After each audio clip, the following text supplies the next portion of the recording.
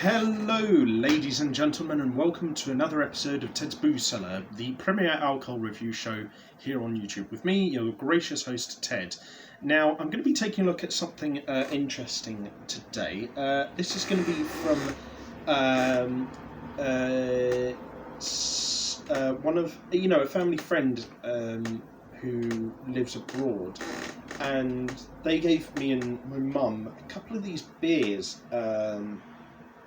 that, I'll be honest, I'd never heard of. Now, I'm quite a purveyor of Hispanic beers, but I will admit that I've never tried this one before. This one here is Cruzcampo Gran Reserva. Now, I'm not Spanish, so I do apologise if I'm absolutely butchering the pronunciation of that one, but this is a Spanish cerveza, or lager, that is 6.4% alcohol volume, and it seems to be 100% malt. I couldn't really make out the description of it on the can here because it's all in Spanish, so but I will say that the design of the can is, striking, and that sort of combination of gold artwork and writing against the black background really does stand out quite nicely. Now, I did look up some information about it, and Cruzcampo Gran Reserva 1904 is a strong pale lager from Spanish brewery Cruzcampo. Founded in 1904 in Seville, brothers Tomas and Roberto Osborne set out to make the ideal beer for a warm southern climate. Cruzcampo beers are brewed with a unique yeast strain, giving them their characteristic herbal and fruity aroma. At 6.4% ABV, Cruzcampo Gran Reserva 1904 is stronger in ABV than a traditional Spanish lager, pouring a golden colour. The aroma is fruity with toasted malt notes and a hint of grassy hops. The flavour is well balanced with caramel sweetness mingling with a slight bitterness from the hops. Ideal for when you want a flavourful beer on a hot day. Buy Cruzcampo Gran Reserva 1904 for a strong pale lager, perfectly paired with creamy salads, cured meat or salted fish. Well, I'm having none of those for dinner tonight, but I thought I'd try this out regardless, because I did have a bit of it for the first time recently, and it was pretty good. I can't exactly remember what it was like though, so I'm going to have to try it again to see what it really is like.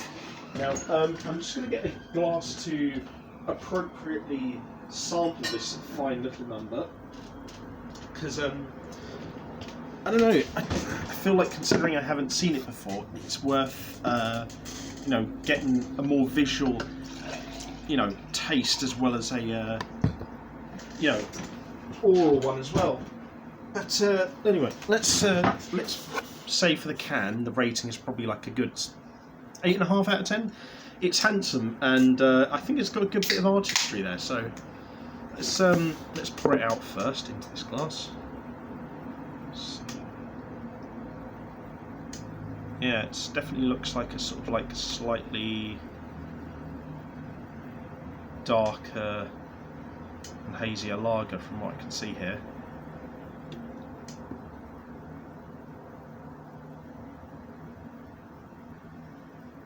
Right. Yep, nicely done. So, colour is, it kind of just looks like a slightly hazier, darker lager, really. So that's kind of what I was expecting, really, with the description they have on Beers of Europe, which I just read from. Let's have a snifter of it and see what our first impressions are like. Just a very sort of like plain, sort of like, but very warm, warming and welcoming sort of lager smell, with a slight.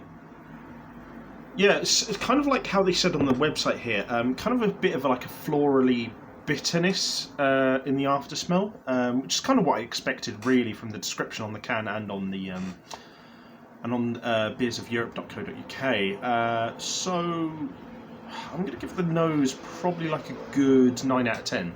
I know that's probably quite high from the limited description I gave of the nose, but the thing is, it's such a simple and welcoming scent that there's not really much to dissuade you from going into it. What is there is simple, and I think the idea of just having a simple, slightly more floral, bitter lager on a hot day is actually a really good idea. It's not been too hot today in the UK, but it's hotter than it usually is at this time of year anyway. So yeah, I'll give the good nose here a nice 9 out of 10. It smells nice, but Anyway, first things first, we'll have ourselves a quick palate cleanser of water.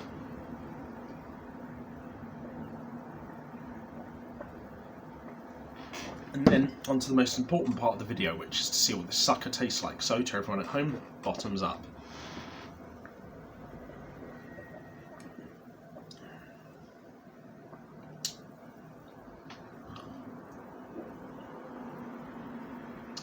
So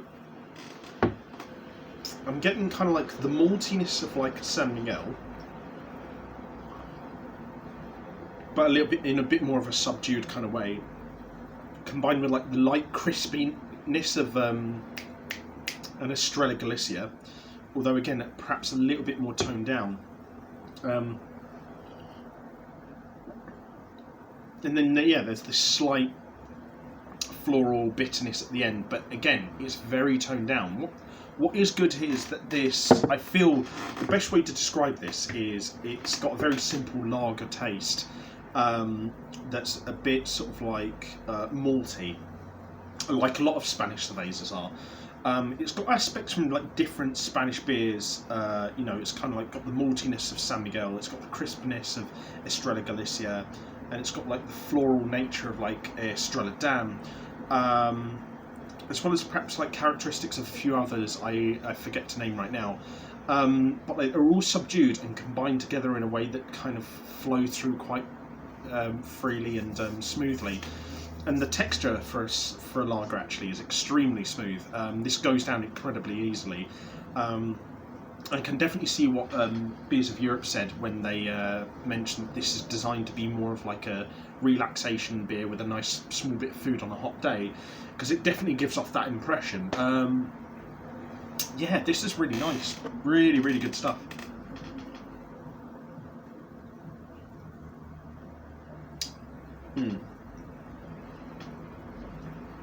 I'd say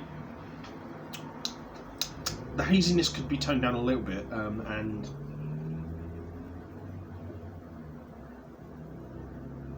the texture could be a little bit smoother towards the end. But generally speaking, what is here is really good. I think I'll give it a good, say, I don't know if I feel as strongly about it as I do with the Estrella Galicia, which is probably my favourite Hispanic beer so far. But that being said, what is here is really good. So I'll probably give it, a really good, I'd say, 8.25 to 8.5 out of 10. It's just on the cusp of being an elite level beer, and I feel it probably does deserve to be. There's just a couple of things I would improve about it, but generally speaking, what is there is really nice, and I would welcome anyone to try this for the first time if they're delving into the world of Spanish cervezas for the first time ever. Like I said though, or alluded to rather at the beginning of the video, is do be careful, because this is a 6.4% lager, so it's got a bit of oomph to it. But that being said, try it, see what you think, and let me know in the comments section down below if you think it's any higher than 8.25 or 8.5 out of 10.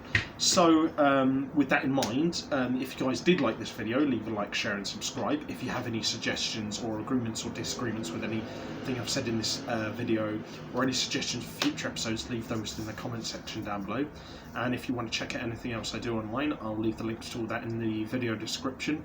And until next time, have fun, stay safe with whatever you're doing, don't do anything I wouldn't do, wash your hands, take a mask with you to the shops, drink responsibly, know your limits, and I'll see you guys at the bar next time on Ted's Brew Cellar.